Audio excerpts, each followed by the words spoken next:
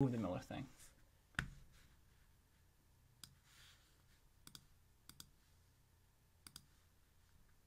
Oh yeah, so this is worth pulling up actually. This isn't what I was looking for, but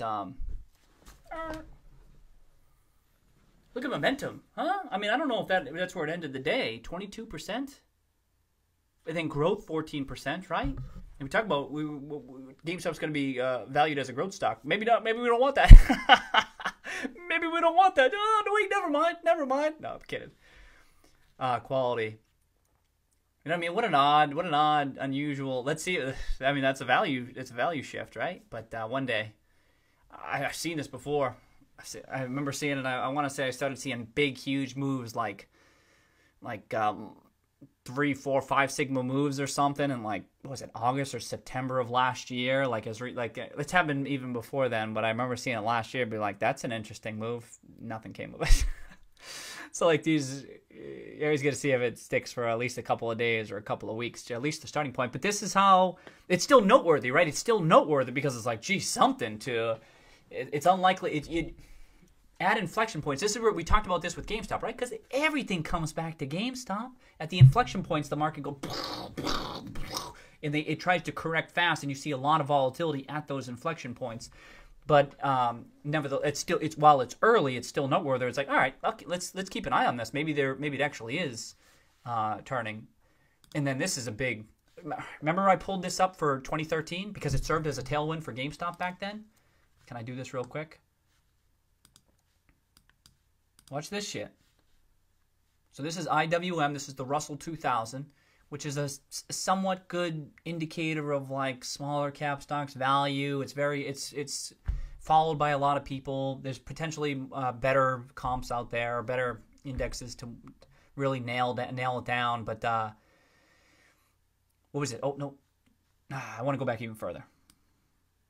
Watch this shit. Okay, so you came out of the lows, and it came right up here around 2011. Then started selling off. If you remember that August 2011, the U.S. dollar was there was a lot of stuff going on the China front too. Boom, boom, boom, boom, and the market like really took it on the chin, and then got right back up there, retested that previous resistance in March 2012. This took time too. This is 2011. A whole year passed. It finally got back to retest, and it sold off again, right? They're talking about adding and trimming these small moves. Sold off again. Got right back up there, and then that triple top, if you want to call it that, and people kind of watching it. It breaks above it a little bit. Sells off again. But now it's like, now everyone's like, yo, if this breaks, let's go. And then wouldn't you know, gap up. Gap up. Look, on January 2013, right? Everything's probabilities. That's not to say this is exactly the same, blah, blah, blah. Y'all know that. But then, boom, that was January 2013. And this was when the new consoles were coming out and served as a tailwind for all value stocks that year in a big way. Boom, boom, boom, boom, boom, boom, boom, boom, boom. Then it kind of leveled off. Boom, boom, boom, boom, boom, boom, boom. And that was the next 6 years for you. And for some folks, that's an eternity. And I'm just like, yo, that breakout was a decent indication as to what was coming. You know what I mean? That's why I'm a value investor. I never even used to use this shit. Now I'm like, all right, I'll at least pay attention to it. And so, boom, hit that high. Boom. Hit that high, boom, got real close to it in October, then boom, breakthrough. Let's see if you get the follow through. But I'm like, damn, this was over again, long time. What is this? Over 2 years, going on 2.5 years. I'm like, wow. We've said this, we mentioned this a number of times on the stream. We'll look out for that breakout above that 168, 169, 170 range. Now, I was thinking 170 on my nice and clean round number. And then you got it today. And then relative to some of the factors that had been working, things like tech and growth and so forth, you want to see that you kind of need to see that divergence, because that's what happened. Just like we were talking about with GameStop today, some folks saying more attractive deals with other COVID hit plays, and they just leave GameStop alone and they move on to the other ones. It's the same thing at this like larger level of like everyone kind of wants the large and large stocks, tech stocks, growth stocks, momentum stocks. They want that stuff. But to really have them move back into like value and small cap stuff, they need to kind of sell off the other stuff to move into that. So, you know what I mean? So it's the chart. It's kind of what you're seeing today on the relative basis, but well, you need more time to see. But all else equal, right? All else equal. So we talk about momentum. I'm not worried about the momentum. We've already lost. I'm not too worried about the momentum. We've already lost that like really short term bullish like giddiness. As soon as we broke through this, as far as I'm concerned, in the whole we tracked the market instead of holding steady as the market was dropping. What was that? 2 weeks ago now. Look, time flies, right? I feel like time flies. I always say to my wife, I'm like, hey, time flies. So be a long term investor because before you know it, your thesis is coming to fruition. You know what I mean? So, yeah, but that's the thing. So we've lost like that very short-term momentum, but as long as we're still in that box, I'm not worried. Oh, yeah, no, don't know, Rod. Don't know. What was I going to say? I forgot. There's some phrase I was going to say. I can't remember, but yeah, no, nothing came of it. Haven't heard anything.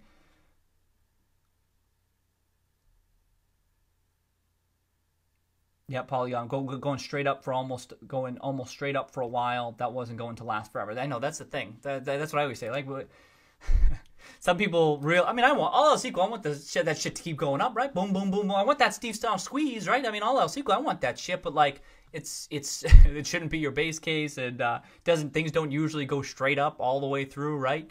So it's but then people get annoyed, and I'm just like, yeah, well, I not that anyone here is, right? I just think.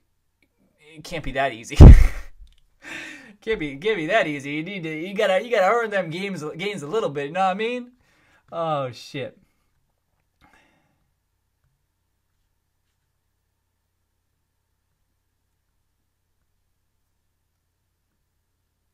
Okay, just trying to get caught up. Am I behind? I'm a little bit behind. Let me go. In the stocks. Yep, so Tiny Gamer is saying we just need eyes on this stock. It's so obviously undervalued right now. Oh, yeah, so obvious to some of us. I mean, I think so. And volume is low, right? No one's buying it. That's it. So I see a lot of people talk about shorts and stuff, and I'm like, yo, no one wants to buy it right now. I think people are quick to, and again, it's a talking point, right? Even I myself am super curious about how this unfolds because I don't understand how this unfolds. I don't understand that level of conviction of the bear thesis. But I think people are quick to point to the shorts or people kind of bet against stock. I'm like, if people wanted to buy the stock, people would be buying the stock. And when you see that volume where it is, I think just no one wants it yet. No one wants it yet.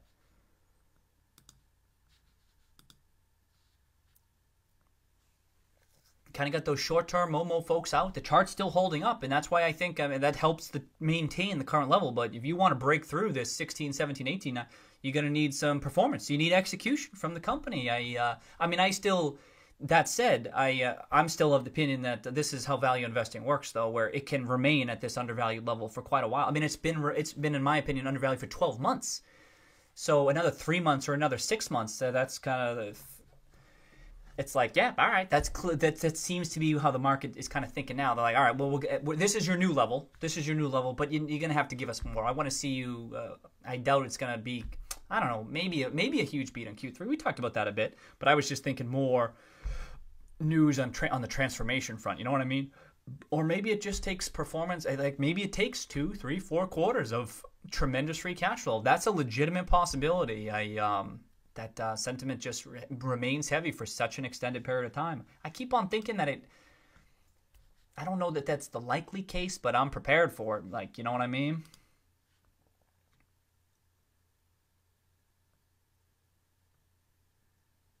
The only thing that makes people really look at the fundamentals. Yeah, that's right. So the fundamentals, exactly.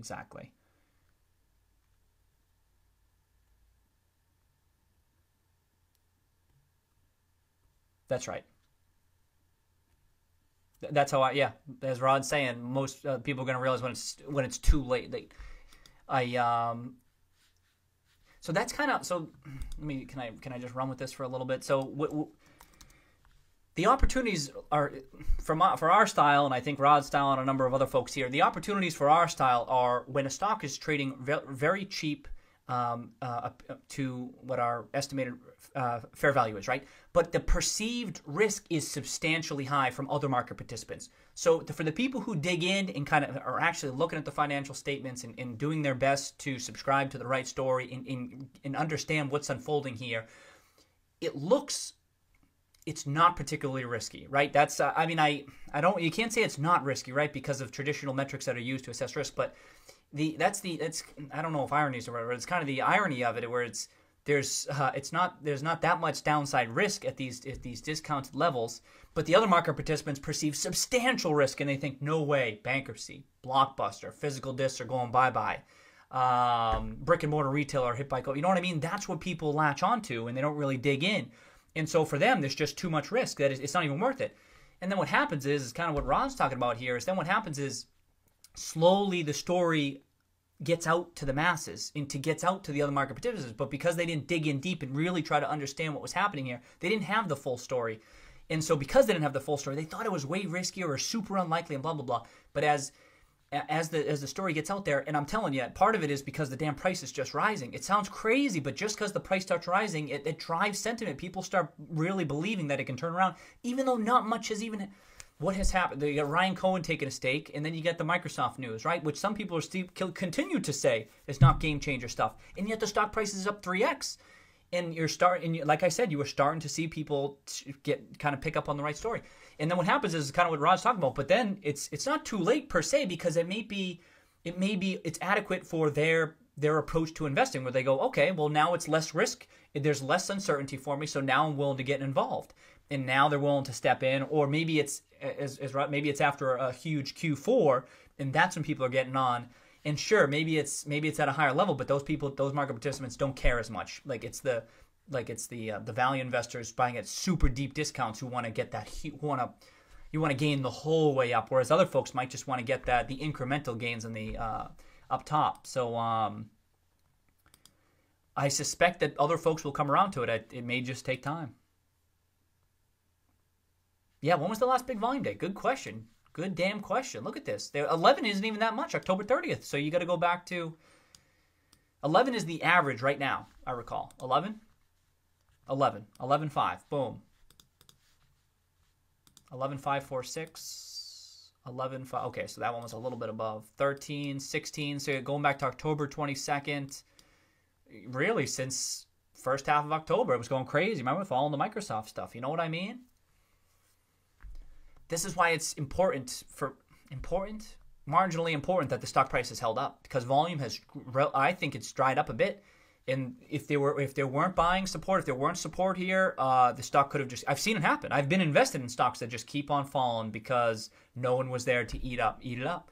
And it was just an ephemeral... Hey, there we go. Look at that word, huh? Ephemeral.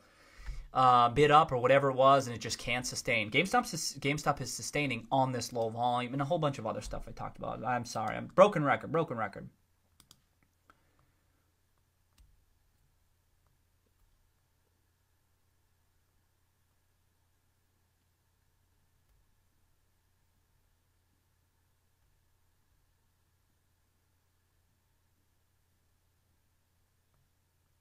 Okay, just scrolling through.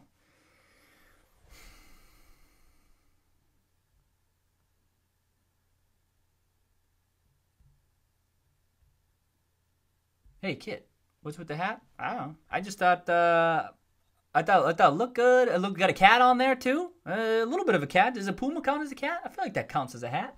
Counts as a cat. Counts as a hat. Counts as a cat.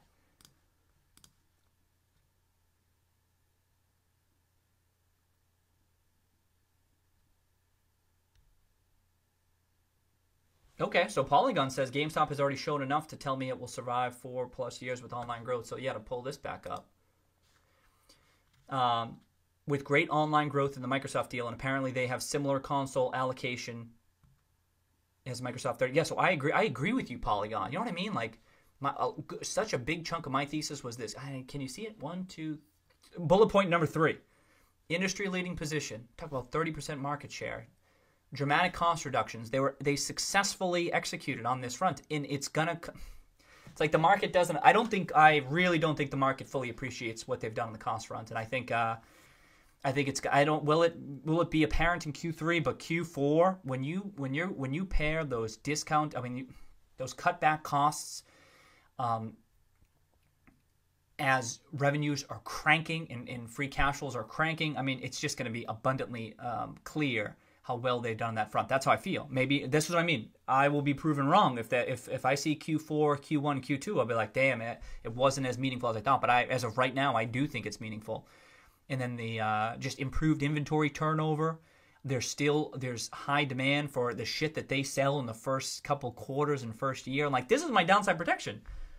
Very high free cash flow. Then I say very high free cash flows the next 24 months. I don't even think it. I think it's cheap based on the legacy business alone. I think that. And then you get these. Where's it going with this? To Polygon's point, I'm with you on the 4+ years. I mean I still see it that people are still bringing into question the likelihood that GameStop's going to survive. And I mean I can't say it's 0%. But it's just talked about too much, frankly.